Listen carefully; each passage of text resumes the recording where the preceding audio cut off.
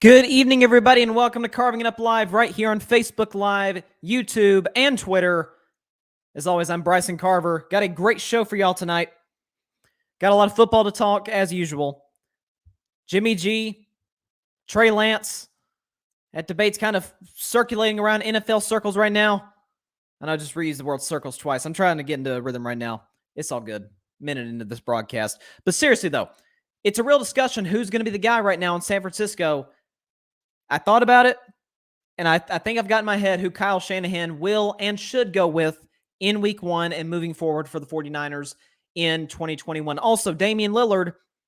This was a topic from last week that we didn't have a shot to get to because of the amount of topics just in the NFL alone.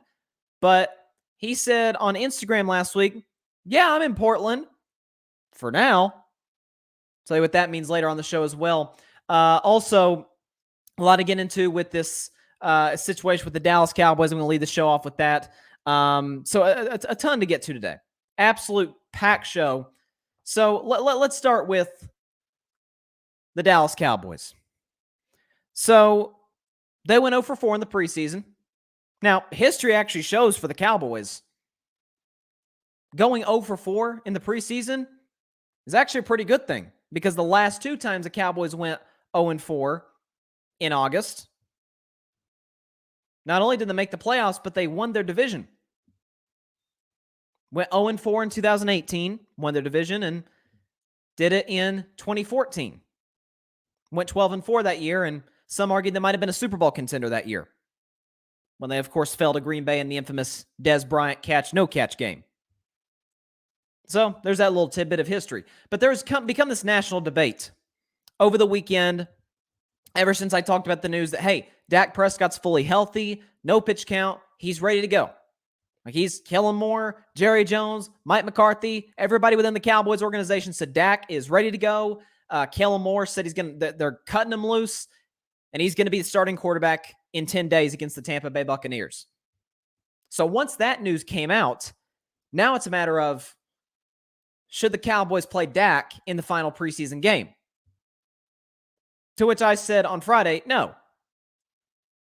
And to which I still say today, they made the right decision in not playing Dak Prescott yesterday. First of all, they didn't play any of their starters. Offensive and defensive. Didn't play any starters. That was a game only for the guys, the backups, either fighting just to make the team or fighting to be, like in the case of Cooper Rush or Garrett Gilbert or Bad, nickname I gave to Ben Anthony DiNucci. It's not really his nickname, it's his initials. But he's kind of bad. He's not a very good quarterback. But the point is, that was who that game was for, at least for the Cowboys. And then for the Jaguars, Trevor Lawrence looked outstanding. Going 11 for 12, accurate, moving well, making great decisions. Like, Trevor Lawrence is the real deal. If there was ever any doubt about that, that's no worries. Trevor Lawrence is the future in Jacksonville. I'm just not so sure Urban Meyer, the head coach. But that's another topic for many more shows this football season and beyond. But there became this debate, should Dak Prescott play? Here's the two arguments I have against him playing and why I think the Cowboys made the right decision. Let's say Dak goes out there, different position, I get it. But Dak goes out there and he suffers the same injury, say a defensive end who's just looking to make the team, looking to make a play, looking to make a big highlight play for his team to try and make the 53-man roster, goes into Dak's leg, and that's his 2021 season over.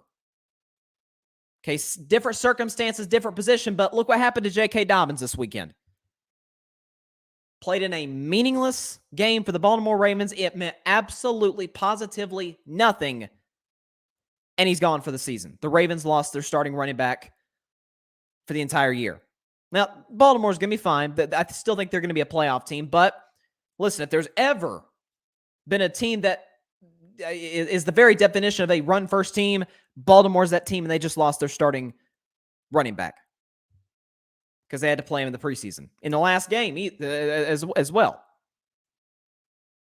And so I heard Calvin Watkins, very good source in Dallas, say on Twitter the other day, after the J.K. Dobbins injury. He said, this is where the Cowboys And I've been critical of Mike McCarthy, folks. I've been as critical as anybody.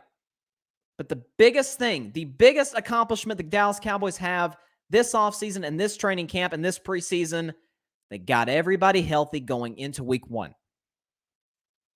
That's huge. That's, massive for Dallas. Colts can't say the same thing. Ravens can't say the same thing. The Cowboys can. So that's huge going into week 1 and going into the rest of the season. And the second thing is, and I even heard people make this argument. Just have Dak come in, hand the ball off a few times, take him off the field. What's that going to do? He hands the ball off to Zeke or to Tony Pollard a few times like, Joe Burrow did yesterday. I think it was on Saturday. Oh, no, it was yesterday. The Bengals played yesterday. But Joe Burrow comes in 0 for 1, hands the ball off a couple times. Okay, that's good. But maybe if it's from the middle hurdle, but I don't know how bringing him in for one drive in a game that means absolutely positively nothing necessarily helps Dak Prescott. There's no good things that can happen when you play your franchise quarterback in the preseason. Well, Josh Allen played and Tom Brady played and Pat Mahomes played. Aaron Rodgers didn't. Matt Stafford in a new system didn't. Justin Herbert in a new system didn't. Dak knows Mike McCarthy and Kellen Moore's offensive playbook in their system. Now, I understand you want to get your guy reps. I'm not fighting against that. But if the goal in getting him out there is just for kicks and giggles and to get him acclimated to playing football, listen, I heard one person on the internet say, I thought they put it best, people need to stop acting like Dak's been in a coma for 11 months and forgot and is dealing with short-term memory loss and forgot how to play football. Okay, he's fine. Ankle's fine. We've known that for a while. And now the shoulder is fine. Full participant in practice, as we talked about last week. He's going to be healthy, not only in week 1, but the remainder of the season for the Dallas Cowboys. So as much, and I'm a Cowboys fan, as much as I've been critical of Mike McCarthy and especially Jerry Jones, they couldn't have played this better. They could have handled it at the beginning, being a little more open and honest with the severity of Dak's injury, and that's what Troy Aikman pointed out, remember, during the Cowboys Hall of Fame game. But from that point on, once we knew that it was a weeks-long injury, they were constant. They were consistent. He's going to play week 1. He's going to be ready to go. Sure enough, 10 days out, he's ready to go. No limitations. Ezekiel Elliott said he threw the ball some pop. So Dak Prescott's going to be fine. And the Dallas Cowboys are going to be fine. And they could not have played this better. Not just in the media, the medical staff, Dak himself, they did a good job, okay? Because if Dak goes out there, gets hurt, can you imagine the public outrage? It would come from me as well. It would come right from this show, as well as many other shows and many other avenues. Why on earth did you play your franchise quarterback coming off an injury, coming off another injury in training camp, when the games mean absolutely nothing? So, good job by the Dallas Cowboys. I don't say that very much, but they handled this well. All right, only NBA topic of the day, Damian Lillard. Didn't get a chance to talk about this last week because of a lot of football news with the Patriots. I don't have time to get to the Patriots today with the Cam Newton, Mac Jones thing. Bill Belichick says he hasn't made a decision yet, so we got to wait and see. Patriots openers 13 days from now against the Miami Dolphins. By the way, more on the Dolphins later on the show. You'll definitely want to stick around for that. But Damian Lillard. Last week, went on IG Live. And, of course, the comments were flooded with, are you staying in Portland? Are you leaving? Are you going to Philadelphia or wherever? And Damian Lillard was answering a question. One of them, he said, okay, fine, I'll answer the question. He says he's not leaving Portland. Quote, not right now, at least. So, he's telling the truth. I mean, we obviously heard some of the trade rumors earlier this offseason, during the Olympics, that, hey, Dame may want out of Portland. and I said this a couple weeks ago on this show about Dame, that I do think he probably does one out. However, I think what he's going to do, he's got a new head coach, Chauncey Billups, a guy who I really like, very, very smart guy, very, I think he probably would be better as a front office guy because of his ability to, the potential to manage rosters in the NBA, and certainly that Portland roster, which is really good offensively, but other end of the basketball, other end of the floor, it's a whole different story. That's why they've come up short time and time again in the postseason.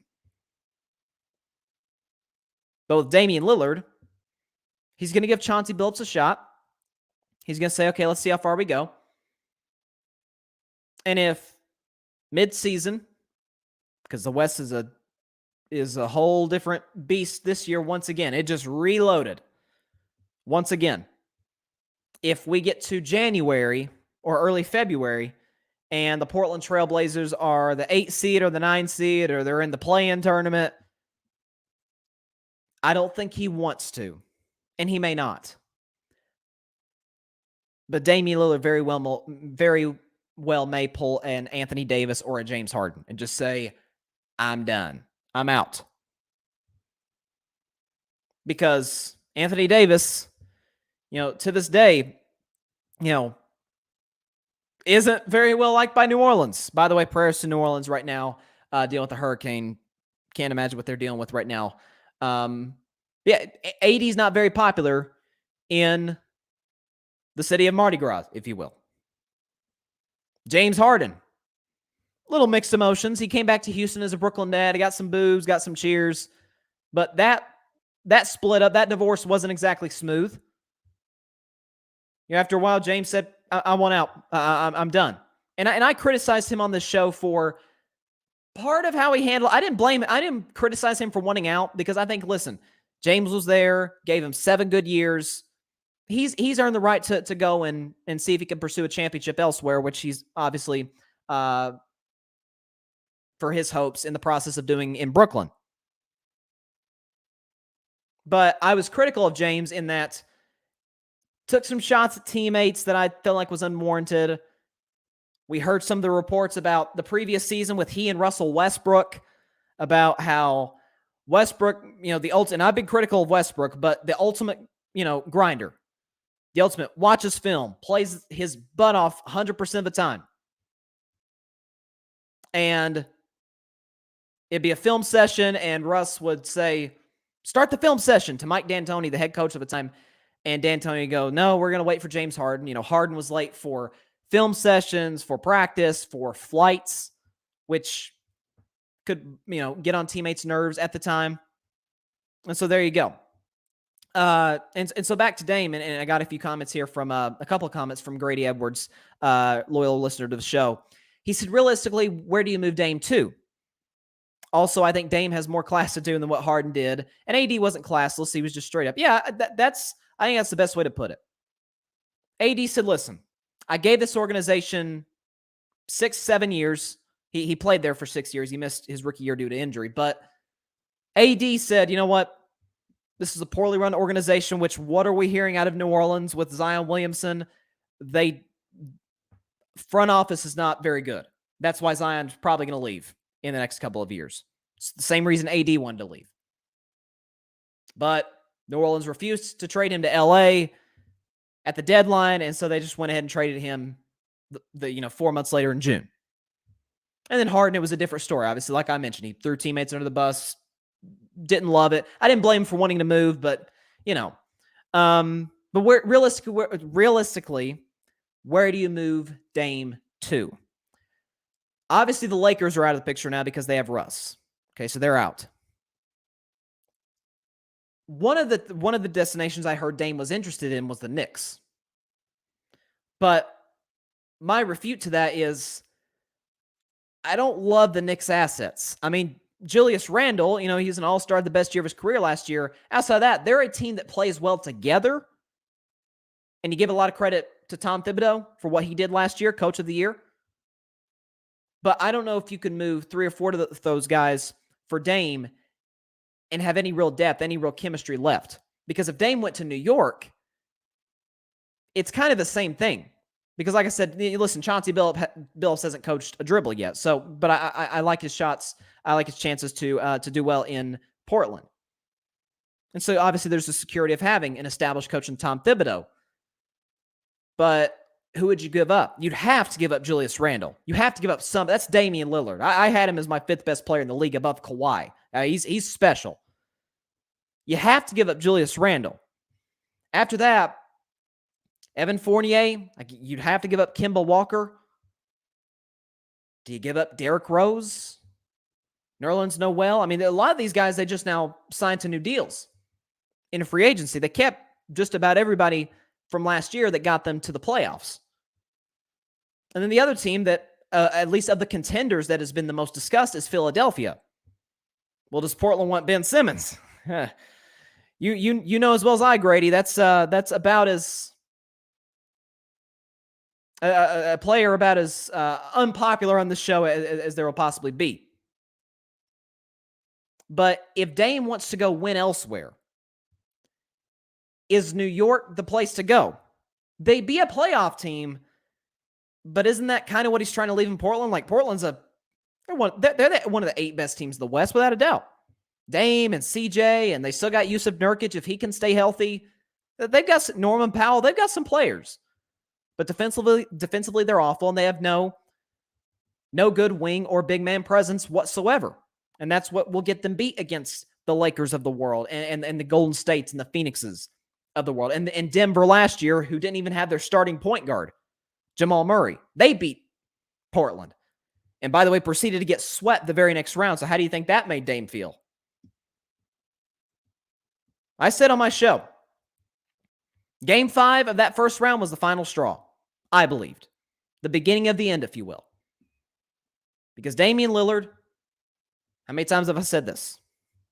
Broke Klay Thompson's record for most playoff threes in a game with 12. He hit 12 threes. 2 of those, one tied the game in regulation. The other one, which was just one of the greatest clutch shots I've seen, tied the game in overtime to send it to a second overtime period. Drops 55, is shooting from half court. Logo Lillard, as they call him. All for him to dish a perfect pass down the stretch to Robert Covington, who misses a wide open dunk. And then at the end of the game, they're down 3. He throws a pass to CJ McCollum, and CJ, unforced error, steps out of bounds. And so Dame's got to be thinking, I had the greatest playoff game of my life. Only one guy on the other team is beating us, and that's Nikola Jokic. And we still can't win. We saw the cryptic Instagram post, the Nipsey Hussle quote. And so I do think he wants out of Portland.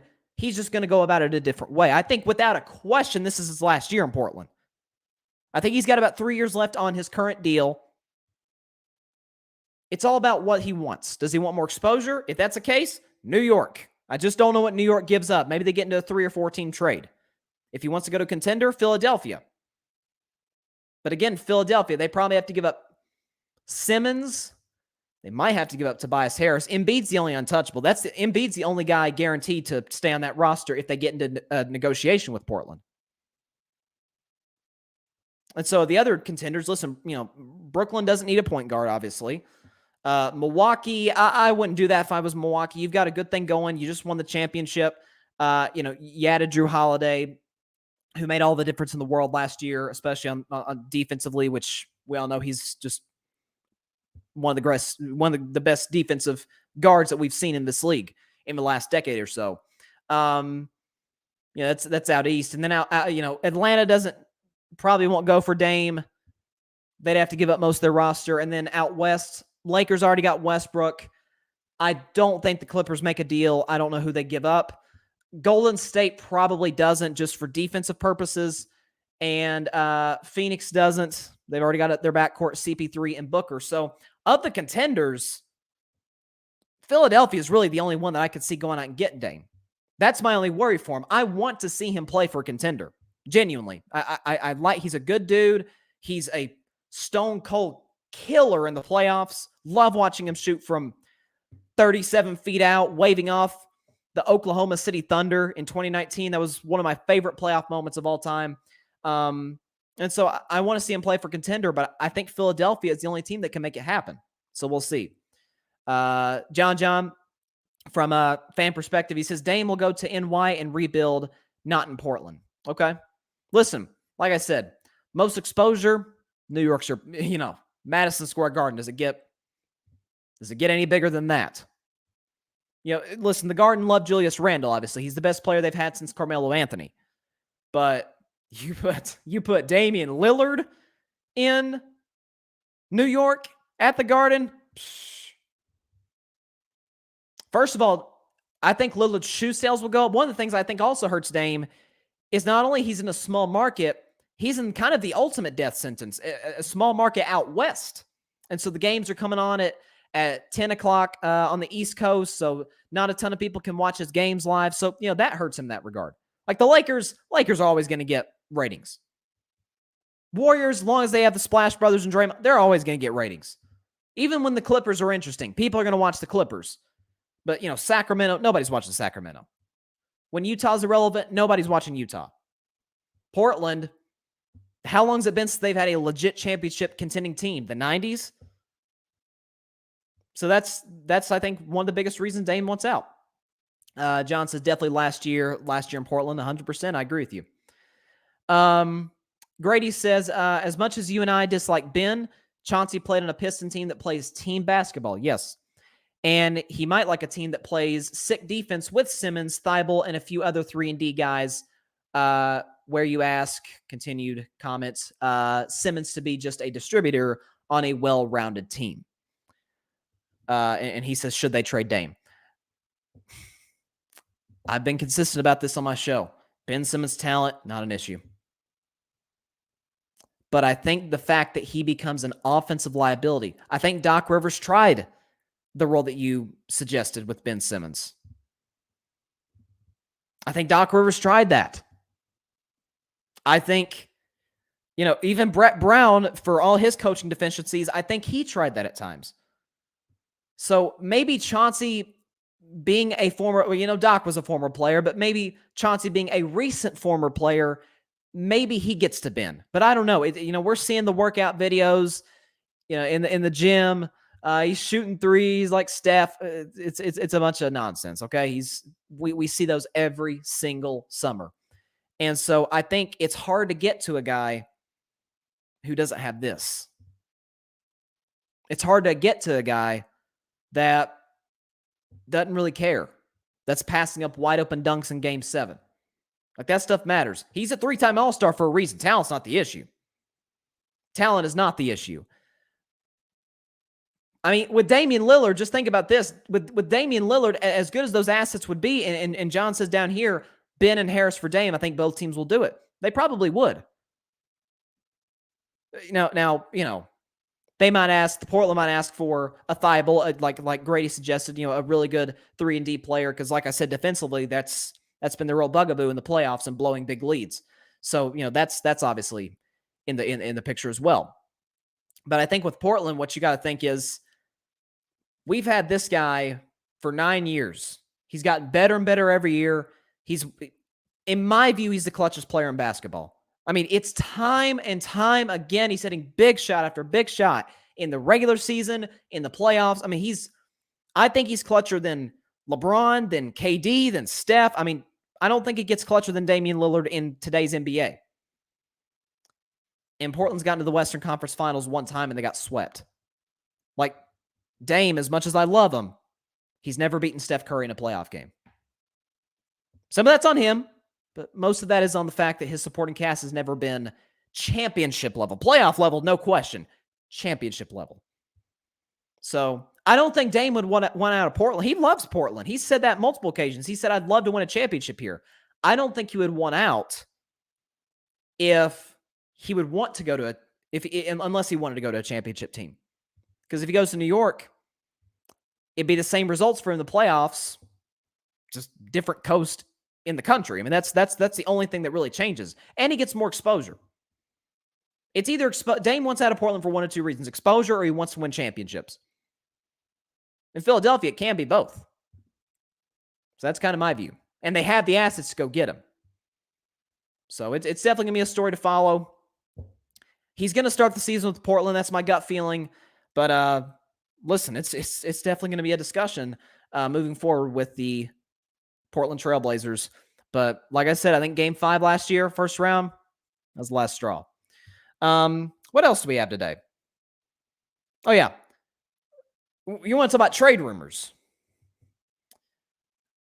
Pretty interesting. We'll stick on this Dame topic for just a second before I get to the NFL trade rumors. Gray says, is it a fair question to ask Dame can be the best player on a title team? That's fair. He says, to me, yes. Supporting to ask, though, not awful. Never really had an all-star outside of LaMarcus, and that was early on. Yeah, LaMarcus was there early in Dame's career. No one thought of him as an elite player quite yet. By the time LaMarcus left, that was when Dame kind of started his ascension as one of the 10 best players in basketball. I think he can be the best player on a title team because, like I said, he's shown time and time again that he performs big in the biggest moments. That's very similar to LeBron James in Cleveland. Not saying Dame's LeBron, he's not, but LeBron in Cleveland before he finally got the supporting cast in Miami. We saw even the first 2 times that the Golden State Warriors got into the playoffs with Steph. They weren't a championship team yet, but you could see Steph was hitting big shots, scoring a lot of points. He was obviously the best player on that team. Different defenses being thrown at him. He was playing well consistently. It wasn't until they got Steve Kerr and kind of restructured the roster a little bit that they became the dynasty that they became. And so that, and we've seen KD. He scored a lot of points in the playoffs, played well until he got to Golden State and broke through and won championships. And then last year with Brooklyn, he was just amazing. So yeah, I do think Dame can be the best player in a championship team. He's proved that in the postseason. It's just he hasn't had a championship team around him. So that's the thing. John says, I think so. I concur. All right, Deshaun Watson. Obviously, we all know the legal situation. That's, again, as I've said on the show, I'm not going to touch that. It's really in the air right now. But according to multiple reports, the Miami Dolphins might be interested in trading for Deshaun, which is really interesting because I've said on the show before, I don't think any team until the NFL puts out a possible suspension for him. He's been in and out of practice, which I don't think that's necessarily his decision. Is it the Texans' decision? Is it the NFL's? There's way more question marks. There's way more questions than answers right now with Deshaun, both personally and professionally. Well, professionally and legally is the better way to put it. But apparently, the Miami Dolphins aren't deterred by that at this moment in time. And they're interested in possibly making a deal with Houston for Deshaun Watson, which is really interesting to me. I think it's interesting that they're putting this out now because we all know this is it. If Tua does not play well this year, they're moving off of him, trading him, release whatever. They're going to move him to another team because they got Will Fuller in free agency. They drafted Jalen Waddle. They've already got Mike Gesicki, who's one of the most underrated tight ends in all of football. Decent offensive line, but good running game. Excellent defense with an excellent defensive head coach. Their special teams was one of the best in the NFL last year. And they're in a division where outside of Buffalo, and they've, listen, I still think it's Buffalo's division to lose, but listen, Miami can give them problems. Without a question, with that defense, yeah. And I have questions about Buffalo's defense. But you look at the other 2 teams in the division, the Jets aren't making the playoffs. And then the Patriots, the Dolphins have a better roster than the Patriots. They do. It's just Tua is the question. Last year, it was the same case. They had the roster. Their defense was amazing. Special teams was unbelievable. But quarterback play was always something in question. Tua would get taken out for Fitzmagic. Sometimes look at the Raiders game, for example. Tua gets benched. Fitzpatrick comes in and saves the day, and the Dolphins kept their playoff hopes alive that evening in Las Vegas. Tua had said he didn't know that, he didn't know the playbook last season.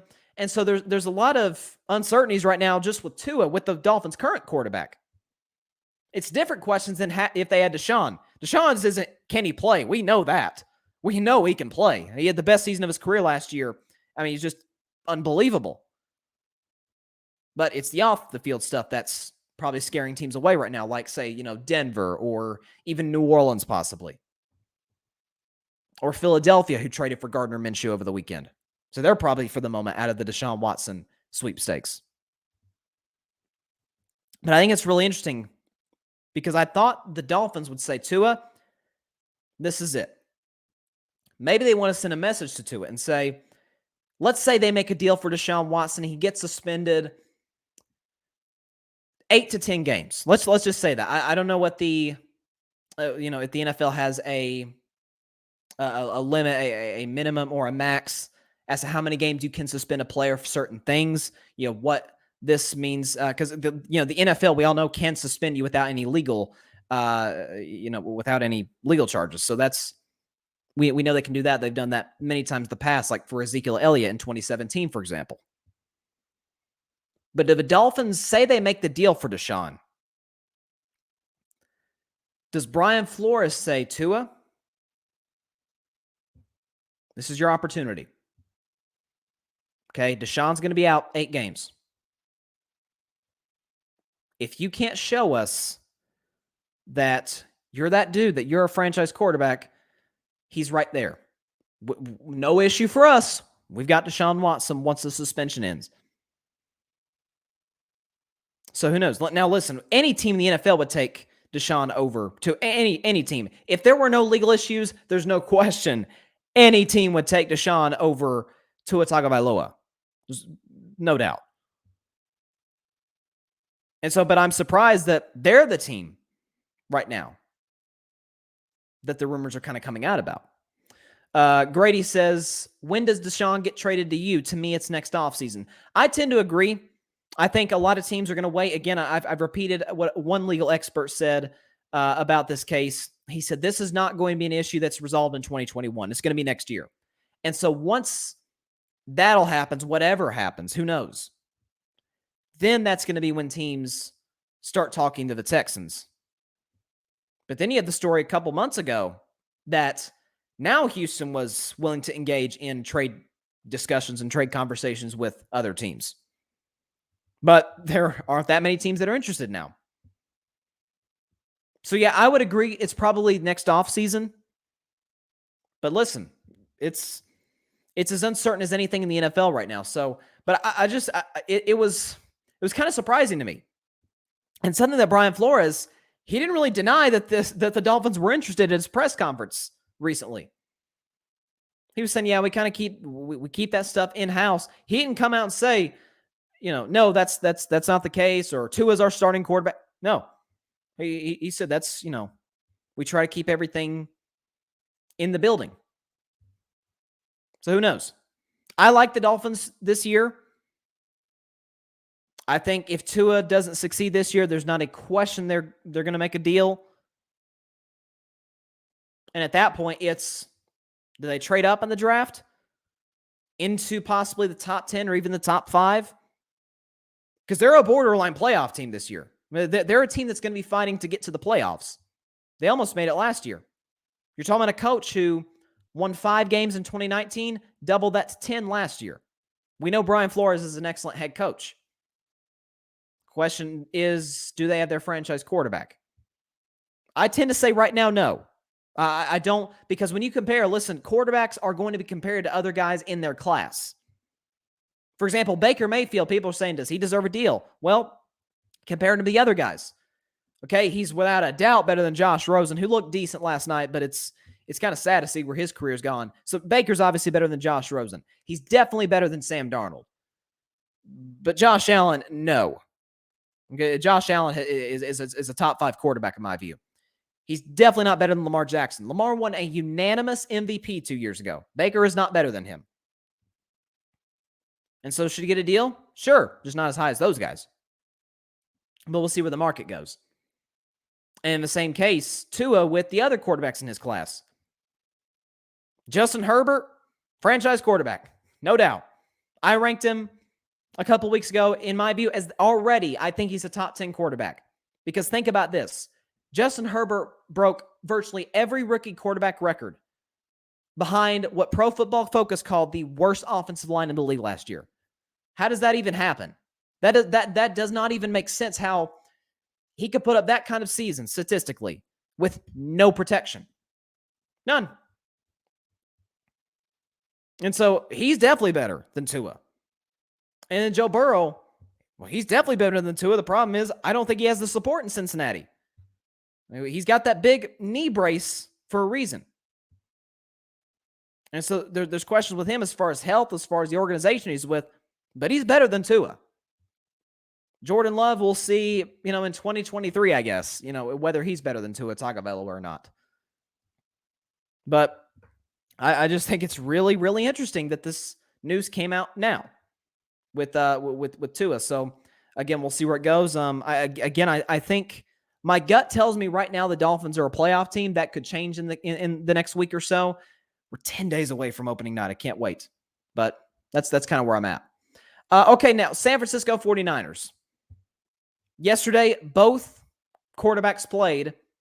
The two guys competing for the starting quarterback job, Jimmy Garoppolo and Trey Lance, played yesterday against the Las Vegas Raiders in their preseason game. Not only did they play in the same game, not only did they play in the same quarter, folks, they played in the same drive. Jimmy Garoppolo came in, 4 plays later, here comes Trey Lance. And they did the alternate thing. Now, years ago, Tom Landry, people may not know this, but Tom Landry in the 70s went with a 2-quarterback system. And it was an absolute disaster. And so mid-season, he said, okay, I'm giving the starting quarterback job. It's going to be one man. Happens to be a guy, maybe you've heard of him, the guy by the name of Roger Staubach, Captain America. Handed it to Roger Staubach. And months later, the Dallas Cowboys were Super Bowl champions. It goes back to the old John Madden saying, if you have 2 quarterbacks, you have no quarterbacks. And what Coach Madden was saying is that if you don't have a guy, if you don't have the guy, if you don't have a guy who going into camp, going into every single game, that is our franchise quarterback, you're stuck. It's really, really hard to win a Super Bowl. It doesn't matter how good your roster is, if that's the case. And so, you look at their numbers yesterday. They both played pretty well. I mean, Jimmy Garoppolo, 4 for 7, 64 yards. That's fine. Trey Lance, 6 for 13, 46 yards. Both ran for a touchdown. Jimmy Garoppolo had a rare touchdown where he just put his shoulder right into the linebacker. I mean, he's trying to make a statement. Trying to be the starting quarterback for the 49ers. He's trying to make it happen. My gut tells me, I thought about it after the game, thought about it the last 24 hours or so. My gut feeling tells me that the 49ers are going to go with Jimmy Garoppolo week 1.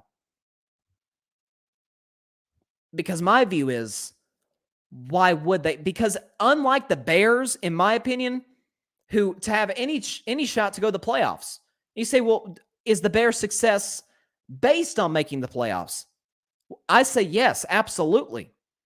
Because Matt Nagy, Ryan Pace, this is it for them. Now, listen, I don't think Ryan Pace is a very good GM. I think Matt Nagy is an excellent head coach. He got Mitchell Trubisky to the playoffs twice. Like that. I think he's the guy in Chicago. I think they'd be making a big mistake unless they have a really good replacement for him. And I don't know necessarily who that'd be. But this is put up or shut up time for the head coach and the general manager of the Bears. They got to make the playoffs. That's not necessarily the case in San Francisco, because what Kyle Shanahan can say last year is, everybody got hurt. What am I supposed to do? I'm going with Nick Mullins and CJ Beathard. I mean, I'm not going to win a ton of games doing that. In the games Jimmy Garoppolo played, wasn't fully healthy. What have I said on the show, guys? Jimmy Garoppolo has his flaws. But the one season where he was a starting quarterback all the way through, the San Francisco 49ers had the best record in the NFC, destroyed their first two playoff opponents, Minnesota and Green Bay, and had a 10-point lead in the Super Bowl against the Kansas City Chiefs. And Patrick Mahomes, through 3.5 quarters, didn't play well at all because of how great that defense is. John says, Jimmy going to start the season. That's kind of my point. Let me show you real quick. Let me show you all the schedule, because that's one of the things I considered when, coming into this, is the 49ers schedule. Here you go. It is, I think it might have been like one of the 5 easiest schedules in the league. It is not bad at all, which is surprising because they're in a brutal division. So let's look at week 1. Week 1, they're playing at the Detroit Lions. That is absolutely a win. Okay, week 2 at the Philadelphia Eagles. That also 100% win. Better coach, better general manager. I mean, better roster in general. That is the San Francisco's the better team without a question. The first 2 games. Okay, they play week 3 against the Green Bay Packers on Sunday Night Football. Now with Green Bay, remember, the last 2 times the 49ers played the Packers at home when they were fully healthy, both games were virtually over at halftime. They absolutely dominated the Packers, both ends of the football, in the trenches. Aaron Rodgers turned the ball over, didn't look like himself. Devontae Adams was a virtual no-show when they played these 49ers when they were healthy. Okay, week 4, they take on Seattle. That's a tough one. I think they drop it. Seattle always tends to play well at San Francisco for whatever reason. Seattle probably wins that game. Niners go to Arizona. I'm going to give the Niners a win there. Week 6 is a bye. So you come in week 7. Home game, Indianapolis Colts, who already have injury problems. Off a bye, Kyle Shanahan, I would almost predict a blowout. The 49ers beat the Colts. Okay, they go to Chicago in week 8. Now, depends on who the starting quarterback is that day. Is it Justin Fields or Andy Dalton? My guess is probably Justin Fields. But that's a tough assignment against that 49ers defensive line with a Bears offensive line that, frankly, isn't very good. So I'd take the Niners to win that game. So that puts them at 6-1 thus far, halfway through the season. They play the Arizona Cardinals in week 9. I believe the Niners win that one as well. I think they sweep Arizona. Against the Rams, Monday Night Football, I would take the Rams to win. I think the Rams are the best team in the division. My gut tells me they're going to win the division. I think the Rams go to San Francisco and win. But then, Niners go to Jacksonville. Easy dub. Jacksonville's horrible. They play Minnesota at home. That's a win. At Seattle, I think they steal one. Sunday Night Football at the Seahawks. Okay? At Cincinnati, that's a win. Falcons, that's a win. At Tennessee, I think that's a win. Houston, and then they drop another one against the Rams. They get swept by the Rams, lose to Seattle, but I think the San Francisco 49ers finish 13-3. This is not a hard schedule whatsoever. As a matter of fact, it's one of the easiest in the National Football League. And so my question is, why go right off the bat with Trey Lance? Because the number one thing that Trey needs, reps. Well, you don't want to necessarily give him reps to start the season. You're trying to get, good momentum. Again, the first 2 games, Detroit, Philadelphia. Those are 2 easy wins right off the bat. You want to build his confidence whenever he does come in. So my view is play Jimmy Garoppolo. Again, if your roster stays healthy, folks, it's top 5. That is a top 5 roster from top to bottom. So why throw Trey Lance in when you don't really have to? Chicago, to me, is a different story. There's some jobs on the line in Chicago. No jobs are on the line in San Francisco. Last time Jimmy G was healthy, you got to the Super Bowl. Do I think that's necessarily the case this year? I don't know. I'm certainly giving them a fighter's chance because of coaching, defense, running game, weapons, offensive line. Hey, They didn't have Trent Williams in 2019 when they got to the Super Bowl, so that's a left tackle upgrade. So just all the way around, this is a great football team. And so I think letting Trey Lance play next year, and I love Trey Lance. I've said on my show, I think Trey Lance of the 5 first-round quarterbacks is going to have the best career because he has the best support system, and next to Trevor Lawrence and neck with Justin Fields has the highest upside. Trevor Lawrence is the best quarterback. You can make an argument Fields is second, and Zach Wilson has all the talent in the world, but he's with the Jets. I mean, come on. And then Mac Jones is not Trey Lance. Let's make sure we keep that in check. But you go with Jimmy G. If he gets hurt, okay, then you have to go to Trey. But at that point, it'll probably be mid-season.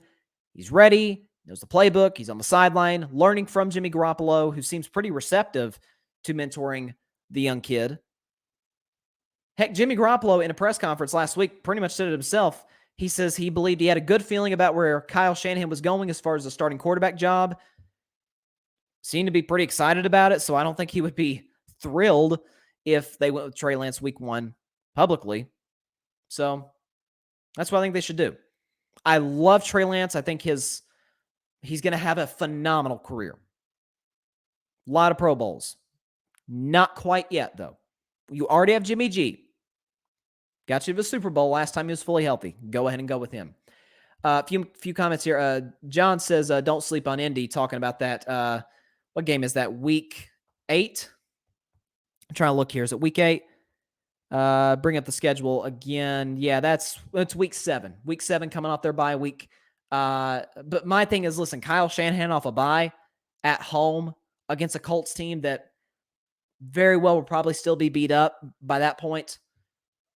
I'm not going to bet against the 49ers. I do think the Colts are a playoff team. I think they're the best team in the division. I think they're going to win the division.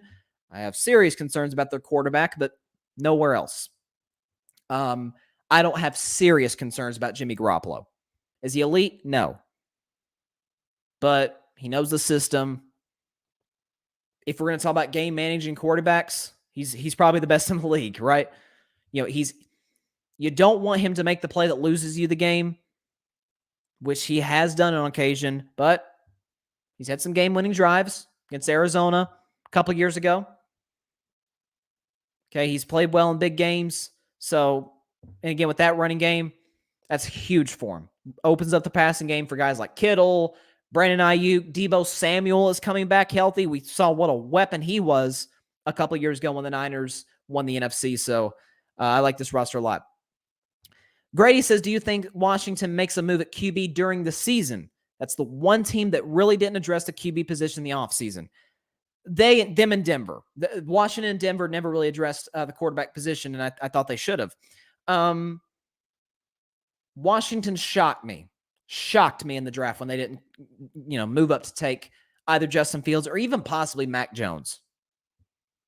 I was shocked that they didn't go and make a move. Because in free agency, there wasn't a ton of quarterbacks available. One of them happened to be Ryan Fitzpatrick, which is obviously who they went with. Do they make it? Let's say Garoppolo, because to me, the only way Garoppolo gets benched is if he gets hurt and Trey Lance comes in and it looks better than him, similar to Colin Kaepernick and Alex Smith back in 2012, right? Or, he just doesn't play well. Does Washington maybe make a deal for Jimmy G? I think that's something that could possibly happen. That's something that's possibly in the cards, if you will. Unless it's for Jimmy G or maybe even Cam Newton if Mac Jones is the starter, because Gardner Minshew's already been dealt. They probably won't trade for Nick Foles. I don't see the point in doing that.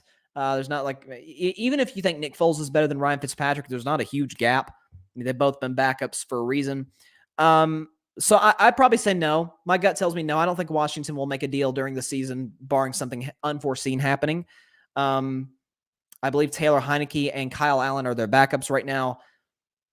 Not exactly world beaters, but that's the quarterback position. Listen, I've been pretty open and honest about this. That's the only position I don't think Washington is not only not a playoff team, not a Super Bowl team. Because I think if they had an above average, borderline elite quarterback, that's a Super Bowl team. That defense, Ron Rivera, who's been to that game before, been to the Super Bowl with Carolina in 2015, you're talking about excellent skill position players on the outside. Terry McLaurin. Antonio Gibson has been the fantasy darling this offseason, right? And you can't really blame him, right? The way he played last year. Excellent offensive line. Logan Thomas, who, was a quarterback, now he's a tight end. Look how well he's played. Skill position players, defense, coaching, no worries. But like I've said, Ryan Fitzpatrick has been in the NFL. This is going to be his 17th year. He's been on 9 teams. There's a reason for that. He's a backup. He's going to have about 2 games next year, guys, where he looks like Patrick Mahomes.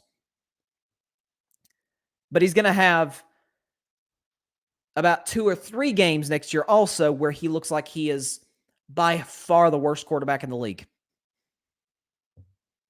Like, you don't know what you're getting every given Sunday, which obviously is the opposite of what a franchise quarterback is. So he's the reason that I'm not high on the Washington football team. John Rivera says, Nick Foles, anyone? Again, here's why I don't think it makes sense, John. I think Nick Foles is going to get traded. I think even Matt Nagy, the head coach, has said he's going to get dealt. And our 2 quarterbacks, Andy Dalton's going to be the week 1 starter, though I disagree with it. That's who they're going with. And Justin Fields is obviously 2. Nick Foles, by the way, came in a preseason game and played pretty well. Like, if he's in the right system, he's got to have the system right. We saw when he didn't have the right system in St. Louis and in Jacksonville, it was a mess. But right system, a quarterback goes down, yeah. Nick Foles is an excellent guy to go and pick up to keep the ship alive. So, but I don't think the gap between him and Fitzpatrick, I mean, some say Fitz is better, some say Foles is better. You can make an argument either way. I'd probably go with Foles because he doesn't throw as many picks. But it's not the gap of, Derek Carr and Patrick Mahomes. Like, Derek Carr is an excellent quarterback, but Pat Mahomes is just on a different level, right? So they're kind of neck and neck. That's the only reason I wouldn't make a deal because, listen, at this point, Fitz knows the playbook better, and, Foles would have to come in, learn the playbook. And there's not a big difference between either quarterback. Grady says, Cam to Washington would make sense, Rivera connection. What's interesting is that last offseason on my show, before Cam Newton signed with the New England Patriots, I actually suggested, because at that time, we didn't know Alex Smith would come back. There was obviously a lot of uncertainty with his health. But they had Dwayne Haskins, who I worried about maturity-wise, and then you had Kyle Allen, who's a backup without a doubt. And so I said, yeah, Rivera connection. Ron Rivera, Cam Newton, are fond of one another. Bring Cam to Washington, give him a shot. So if Mac Jones is the week 1 starter, they're going to go with they're probably going to trade Cam because Cam's not going to sit and be a backup. Not yet, not at this stage of his career.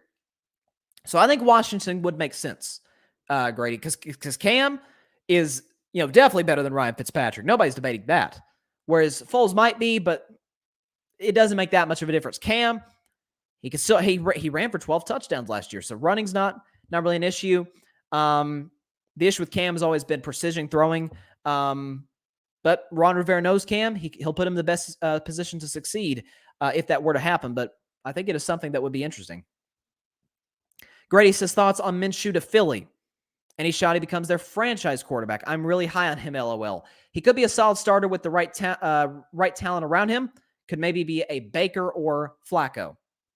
And he clarifies, he says Flacco in his prime. Yeah, Flacco in his prime is a decent quarterback because he did have the right system around him. I think Gardner Minshew is greatly underrated as a starter in this league. Is he a franchise quarterback? Today, no, I'm not going to be completely closed-minded and saying he'll never be a franchise quarterback because, look, he was in Jacksonville. Come on, it's going to take a Trevor Lawrence to turn that franchise around. So that's kind of where I'm at with them.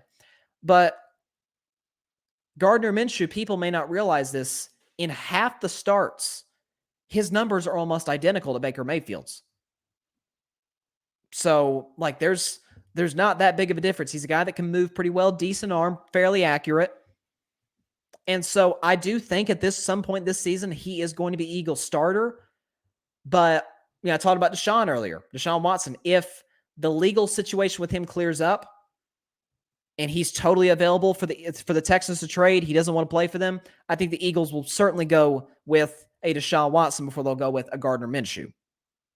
So franchise quarterback, I don't know, but I do think he'll be the starter this year. Grady, I think that's a better chance than not. I think it happens because he's obviously better than Flacco now. And that's a decent comparison. But the Eagles got all kinds of problems right now. That's their issue. John says, yeah, I thought he was going to sign with Washington this offseason, talking about Cam Newton. John says, Minshew is going to start a few games for Philly this year. Because, listen, Jalen Hurts is impossible not to like. I mean, he's a good kid, works his flipping butt off. I mean, he's the ultimate grinder of quarterbacks that we have in the league. Worked his tail off in college at Alabama and at Oklahoma, and certainly the case in Philadelphia. Everybody knows he was done dirty by Doug Peterson in that last regular season game, which is ultimately what cost Doug Peterson his job. But part of the issue with Hurts last year was, and obviously, Carson Wentz was the worst starting quarterback in football last year. The only reason Hurts was better than him is because he could run. Because Jalen Hurts threw a lot of picks. He lost a lot of fumbles. He missed a lot of throws. Now, he's a rookie, so he has a whole off season. It's a new coaching staff. But again, in Jacksonville, it isn't like Jacksonville's a whole lot better situation than Philly at all. And so if you plug Minshew in, you're talking about a guy who, like I said, numbers identical to Baker Mayfield. Now, to be fair, he was the starting quarterback for a few games on a team that went 1-15 last year, and is part of the reason that Trevor Lawrence is the starter over there. So that's kind of my thoughts on that. Grady says, does Adrian Peterson get picked up this season? I think the bigger question, and this has really not been talked about at all, Adrian Peterson may get picked up if there's a running back injury. The heck happened to Todd Gurley? Is his health still that big? Because it's hard for me to believe that there's been teams, like the Los Angeles Rams, maybe bringing him back on a small deal, right? When Cam Akers went down. It's hard for me to believe that teams have not reached out to Todd Gurley or his representatives, his agent, on possibly signing the guy. But if his knees are still in that bad of a situation, that bad condition, obviously he had the knee injuries at Georgia and with the Rams. That's been the number one issue with Todd Gurley. I don't know. I think Adrian Peterson may get picked up. I'm not going to guarantee it. I'd say I'm 60-40. Adrian Peterson plays at some point this season. He gets signed by somebody. Because listen, he can still play. He can still play in the NFL without a question. Especially if I don't think he gets signed unless a team starting running back goes down and they don't have the depth. Because say, the Browns say they, lose Nick Chubb for the season. Well, they got Kareem Hunt. If the Cowboys lose Zeke Elliott, they have Tony Pollard. Well, other teams that don't have that running back depth, they probably go out and get Adrian Peterson. But that's the story I'm really, really thinking about. Is like Todd Gurley. How did he just fall out of the NFL that fast? It's crazy. The injuries, man, sucks. Grady says, bro is only 27. Crazy. It is unbelievable. It just shows you how injuries can really screw up a career, and I hate it for him because he's an excellent human being. John says Jacksonville should have kept him, referring to Gardner Minshew. I don't think they should have kept him, John, because my thing is they've got Trevor Lawrence. They're not going to be a good football team at all this season. If Trevor goes down and Minshew comes in, they'll lose games close, but at the end of the day, a loss is a loss. If you lose by 50 or if you lose by 1, it still goes on the right side of your record. So I don't see necessarily the point in keeping Gardner Minshew unless you just say, well, let's say you keep him on his toes. You keep Trevor Lawrence on his toes. But as a rookie, I don't really see the point in doing that. But I do think he's definitely going to have an opportunity in Philadelphia, and I think he's going to be the starter in the second half of the season. John says AP will play this year. I agree.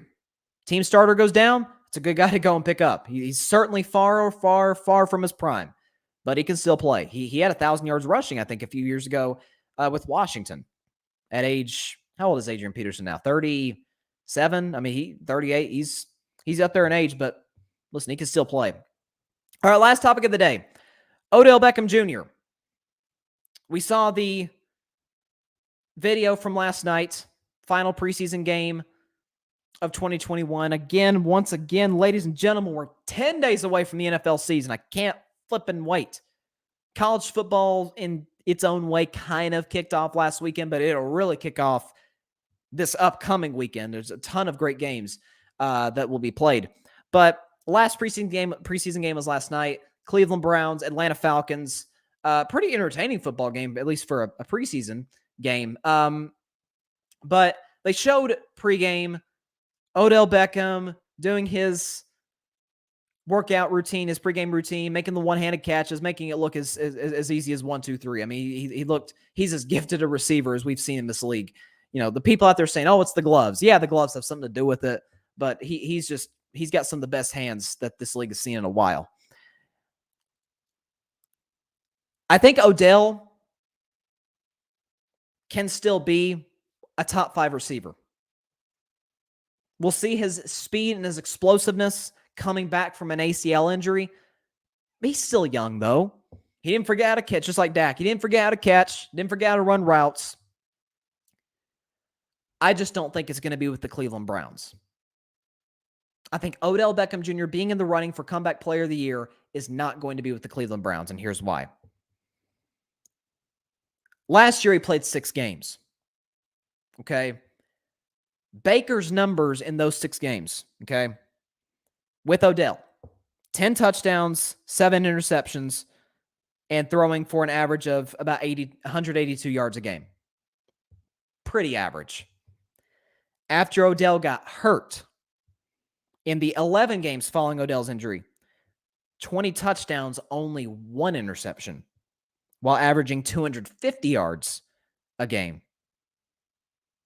You know, Browns fans, I know I pick on Browns fans. I pick on Cleveland because, frankly, I just don't like Cleveland. I'm not going to back down from that. I don't like Cleveland. But Browns fans, honest question. What was Baker Mayfield's best game last year? The best game he played all year in 2020. Yes, you're exactly right. It was the Monday Night Football game against the Baltimore Ravens. He was outstanding in that game.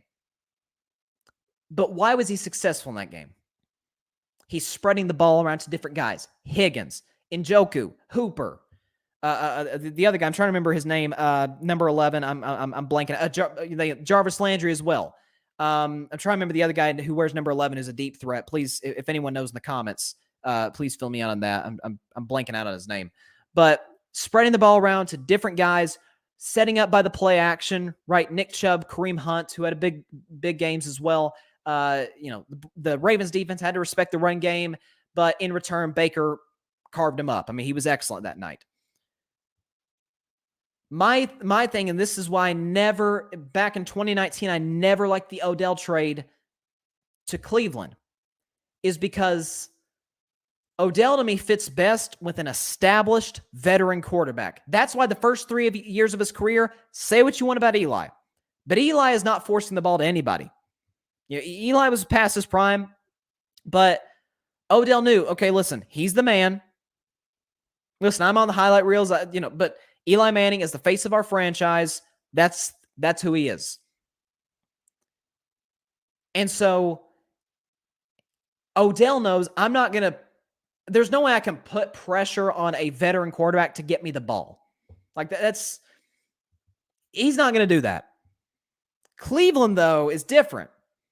Because Baker at that time was not an established franchise quarterback, not after 1 year. He was good. He wasn't great his rookie year. And so Odell comes in. The Browns at that point had playoff expectations. Some even said Super Bowl, which I thought was ridiculous, but playoff expectations. And Baker, new addition, Odell, the shiny new toy, if you will, he was trying to force it to him. And last year, first 6 games when Odell was healthy, he's trying to force it to him. Well, it's kind of the same situation with Dak and Dez Bryant. is that Dez wanted the football because Dez loved to make plays, and he was certainly in his prime more than capable of doing that. But he wasn't going to pressure Tony Romo into throwing the ball. Tony's not throwing the ball to Dez if Dez isn't open. He's just not. Unless he was, single covered, obviously. And he was, 6'2", he's a beast. Dak Prescott, young, green, getting his feet wet, 4th-round quarterback. Dez is like, okay, Dak, throw me the ball. At all costs, throw me the ball. Because I think Dez felt, and maybe Odell has felt in Cleveland, that I got to make it happen. Because I don't know if I completely trust this quarterback. And so I got to help him out by getting as many targets as possible. That's not necessarily how you succeed in the NFL.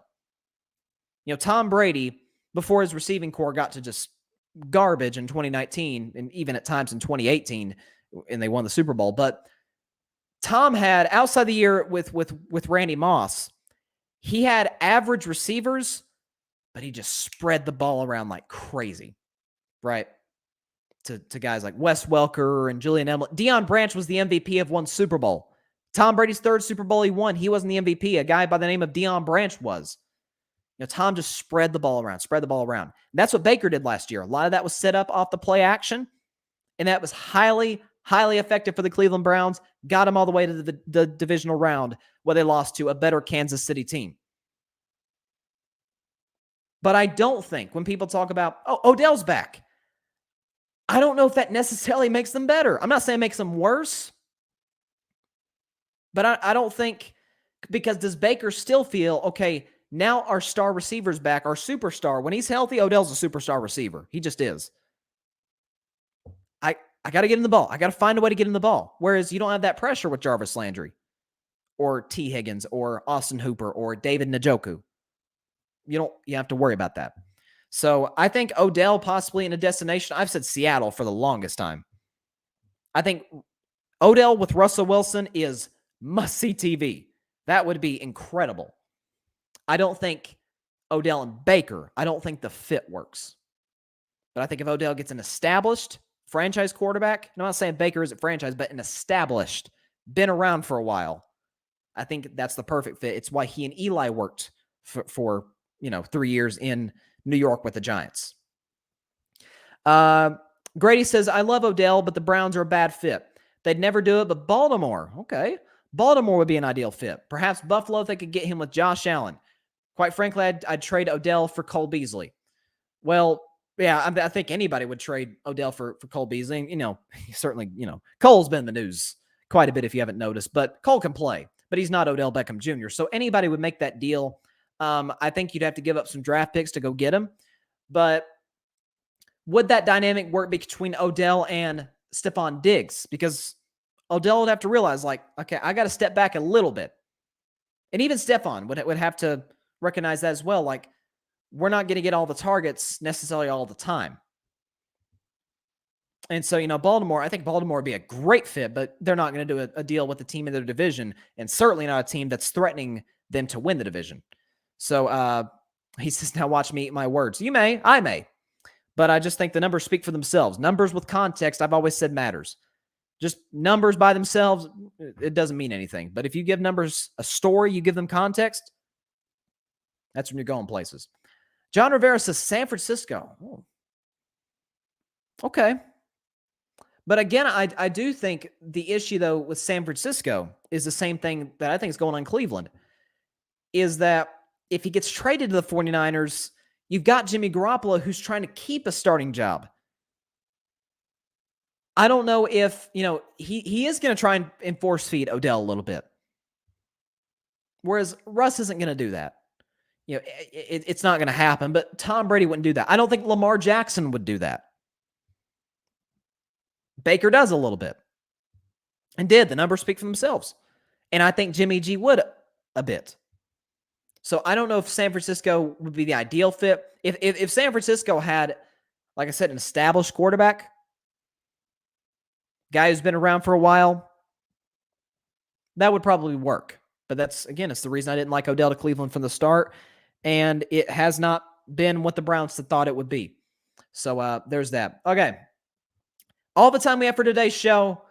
Greatly appreciate the comments from my man Grady Edwards and John Rivera. As always, they're always in the comments. They're always giving their input and creating great conversation for the show. Greatly appreciate them and anybody else who's commented on our live shows. So be sure to catch Carving It Up Thursday, as always, at 6 p.m. Eastern, 3 p.m. Pacific time on Facebook Live, YouTube, and Twitter.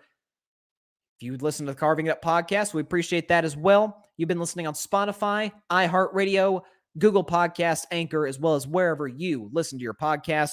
If you're on YouTube, by the way, click that big red subscribe button and the notification bell. Be notified every time we go live or upload anything to the YouTube channel. It helps the channel grow, as well as commenting and liking some of these videos. So hope we get an even better show on Thursday. And yeah, see you on Thursday. Stay safe out there. God bless you all. Peace out.